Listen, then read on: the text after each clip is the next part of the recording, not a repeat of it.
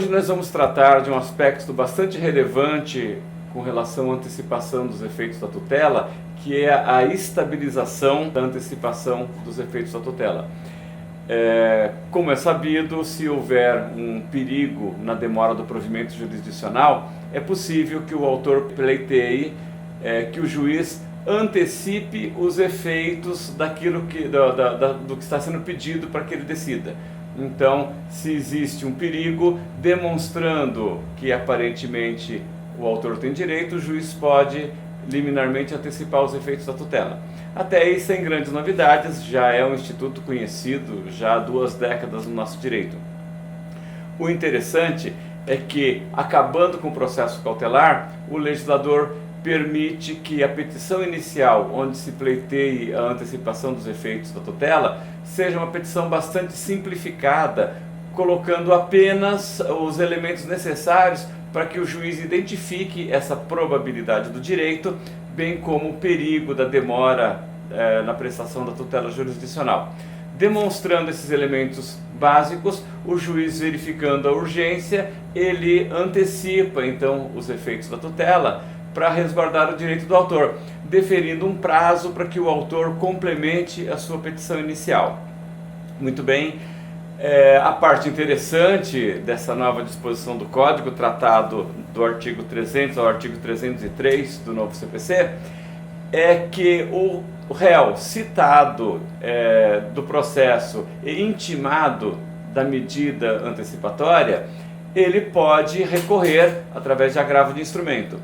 Se ele recorrer, o Tribunal de Justiça vai analisar se o juiz deferiu a medida antecipatória de forma correta ou não, e o processo segue normalmente pelo procedimento comum.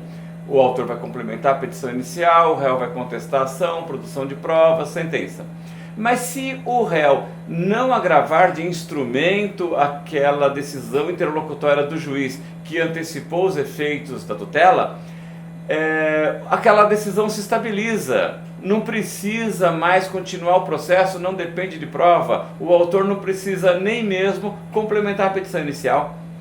O autor fez uma petição inicial simplificada, o juiz deferiu uma medida liminar, antecipando os efeitos da tutela, e o réu intimado dessa decisão, se ele não agravou de instrumento, aquela decisão antecipada se torna definitiva e o juiz extingue o processo. É isso mesmo, o juiz extingue o processo sem sentença e aquela decisão se torna definitiva. Não faz coisa julgada, não se trata de coisa julgada de uma decisão interlocutória, o que seria incabível. Se trata de estabilização de uma decisão interlocutória.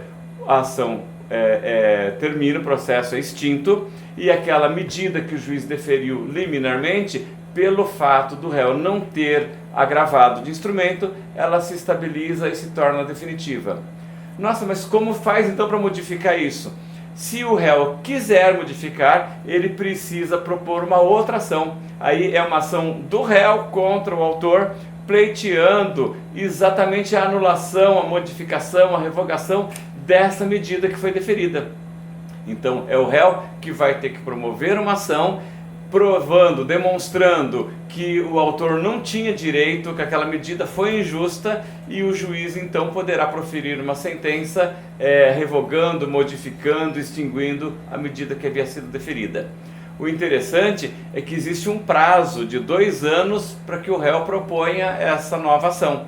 Se ele não propuser a ação no prazo de 2 anos, ela se torna definitiva. Não tem como propor outra ação. Segue mais ou menos a mesma regra do prazo da ação rescisória, só que a rescisória é para desconstituir uma coisa julgada, e essa ação é para anular um provimento antecipatório que não é sentença, que não faz coisa julgada, mas se torna definitivo. A competência para essa ação é do próprio juiz que concedeu a antecipação de tutela. O Código de Processo, no artigo 303, determina que o juiz que deferiu a medida é prevento para essa ação. Então veja, o réu, o autor, por exemplo, ele foi indicado para protesto um título que ele entende não ser devedor.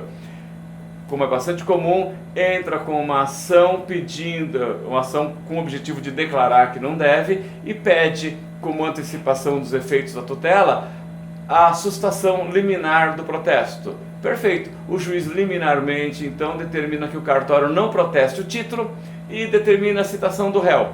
O réu citado, verificando que foi concedida essa antecipação, evitando o protesto, o réu deverá agravar de instrumento pedindo que o tribunal modifique a decisão do juiz.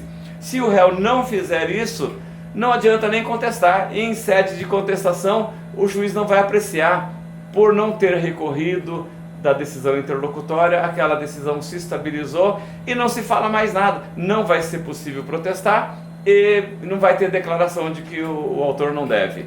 É uma situação bastante interessante e os advogados precisam estar atentos para essa situação, porque não vai se discutir o mérito no processo, é necessário discutir em recurso.